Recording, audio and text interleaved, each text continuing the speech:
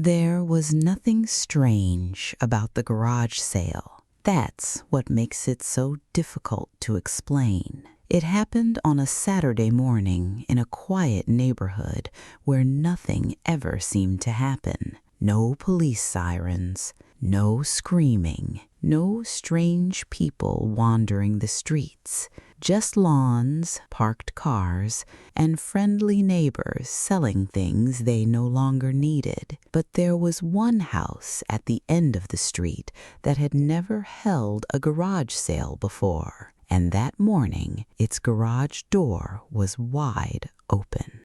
I had just moved into the neighborhood 3 weeks earlier. I didn't know many people yet. So when I saw the handwritten sign, garage sale, everything must go, I decided to take a look. There were boxes everywhere, old lamps, books, kitchenware, children's toys, family photographs, the kind of things you'd expect to find in someone's attic. An elderly woman stood behind a folding table. She smiled when I approached. "Take your time," she said. I picked up an old digital camera. "How much?" She looked at it, then looked at me. $5. I paid her. Then I noticed something strange. There was a small pile of photographs beside the camera. I picked one up. It showed a family standing in front of the house. The same house I was standing inside. I looked at the woman. "Is this your family?" Her smile disappeared. "No." Then she quietly added, "It belonged to the people who lived here before." I laughed. "You're selling their stuff?" She didn't answer. Instead, she pointed toward the back of the garage. "There's more." I probably should have left. Instead, I followed her. At the back was a cardboard box filled with personal belongings, a wallet, a set of keys, a child's drawing, a wedding ring, and several photographs. I picked up the child's drawing. It showed a house. 4 stick figures stood in front of it, 3 adults and 1 little girl. At the bottom, written in shaky handwriting, "Our new home." I felt something cold move through my stomach because the house in the drawing was my house, not the garage sale house. Mine, the one I'd moved into 3 weeks earlier. I turned around.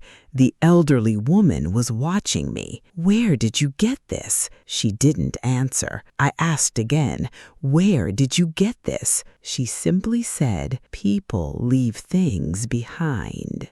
I put the drawing down. Then I noticed a small metal key on the table. My key. The exact key I'd been given by my landlord.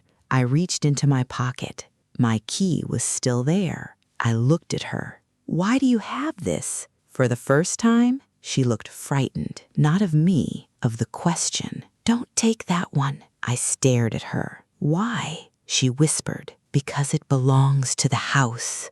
I left without buying anything else.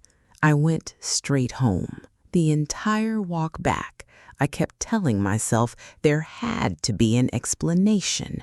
Maybe the previous tenants had copied the key. Maybe the landlord had given me an old one. Maybe the drawing was some coincidence. But when I opened my front door, I noticed something.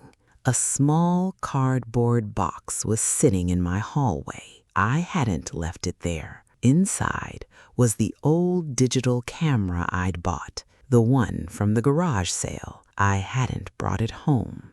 At least, I didn't remember bringing it home. My hands were shaking when I turned it on. There were only 7 photographs stored inside. The first 6 were ordinary. The garage, the street, the house, the family. Then I reached the 7th and stopped breathing. It was a photograph of me standing in my bedroom, asleep. The timestamp said 3:17 a.m. last night. I dropped the camera. I hadn't owned it last night. I had bought it that morning. I backed away. Then I heard something upstairs, a slow creak, one floorboard, then another. Someone was walking through my house. I grabbed my phone and ran outside. I called the police. While I waited, I looked toward the garage sale house.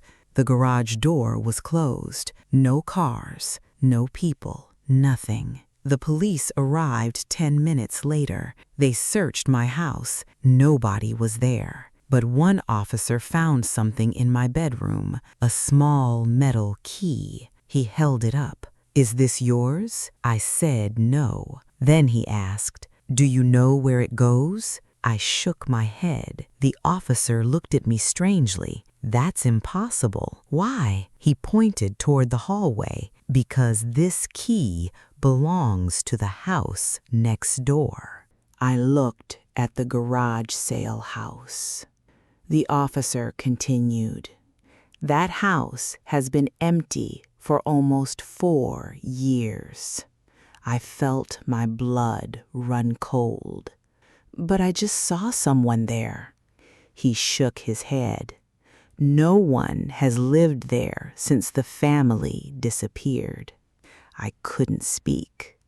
Then the officer said something I'll never forget. "Actually, we found something strange in the basement when we searched it last year." "What?" He looked at the key in his hand. An old box. Inside were photographs. Photographs of everyone who eventually moved into your house. I moved out the next morning. I never went back. But before I left, I checked the camera one last time. There was one new photograph. It hadn't been there before. The picture showed the garage sale. The elderly woman was standing behind the table. Next to her was me. But I wasn't standing there buying the camera. I was lying on the garage floor, eyes closed, completely motionless. And behind us stood the family from the photographs, the family that disappeared 4 years ago. There was something written across the bottom of the picture. 4 words. "Next Saturday, your turn." I never returned to that neighborhood, but every Saturday morning I still wake up at exactly 9 a.m. And for a few seconds I can hear someone outside my bedroom window. A woman's voice, soft, patient, calling my name. Then she says the same thing every single time. "Garage sale today.